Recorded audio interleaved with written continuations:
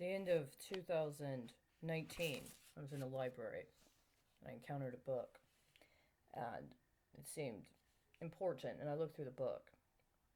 In the book, I found what was reported as a checklist of procedures that needed to be performed during World War II when it came to preparing munitions to be made available for delivery to the fighting forces.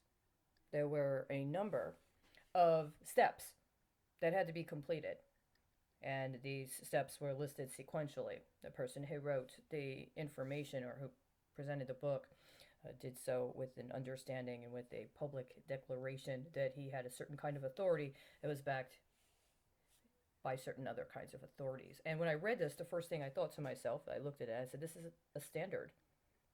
This is the standard that was at work during wartime production in the United States during World War II. And when they were doing all of the other things that was going on in the United States about the changes to the economy, including the kinds of people that were allowed to participate in the manufacturing base, including people that hadn't previously been permitted or had not been put into a situation where it was possible for them to participate in the manufacturing base. Yet there were things that were happening in terms of transforming factories for production and making sure that the workforce was put into a position where they knew what was required in order for them to be a part of the production process.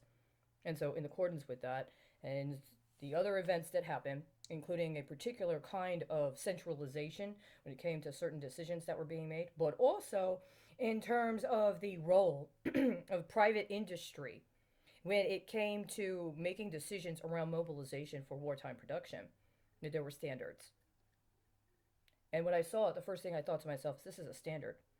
And so, even if we're doing some sort of situation currently where we're involved in a concurrent process, that there is understanding that it has been allowed for it to be permissible for it to be a simulation or a concurrent process in accordance with production, including in a wartime situation, but of materiel that may be made available or used in the event that there is a declaration of war or there is an attack that would require mobilization. There's still a standard.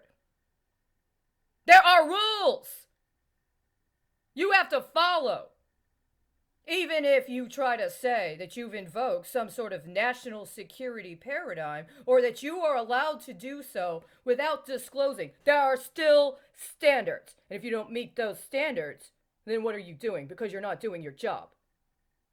That's what I saw in that book. I wrote it down. And at the time I wrote it down specifically as it was written. There's one typo in what I wrote. I wrote it down, I left. Sometime later, I returned to check. And when I returned to check, I wrote information down at that time. The day I returned to the library, there was an attack in another part of Texas. It was a strategically coordinated cyber terror attack on an ISD. I saw it set up. I saw how they did it. I know why they did it. And now we're right back to the same false paradigm in the cycle of production.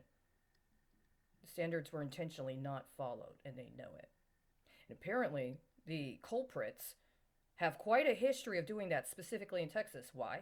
Because they're allowed to offset their liability through some kind of workers' comp claim that is not disputed as long as you allow for it to be capped at a certain level. This is part of the racket they've been running. And so it has been encouraging people to do things that are reckless on the job. And they've been allowed to get away with it with an understanding that if it goes too far, well, they'll have to pay a penalty. But in the meantime, what do they get away with? How much leverage can you accrue for a cover your ass scenario if you're allowed to run that kind of racket specifically year after year after year? You call it a hustle, maybe. Maybe you call it some sort of competitive bidding process. It's a crime.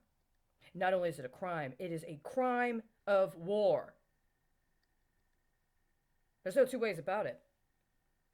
Now, at a certain point in time, I believe, if I'm correct, on February 8th of 2020, I woke in the morning. There was an urgency. I got the standard. I did an inspection report based upon what was going on at the time. A certain number in the process. I got to number 9 and I shut the whole fucking thing down. They hadn't met the standard. Somebody came into my room.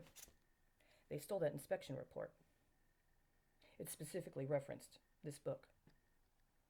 Now, I haven't been able to find this book for several months. I just happened upon it a couple days ago. Right? You know exactly what you did.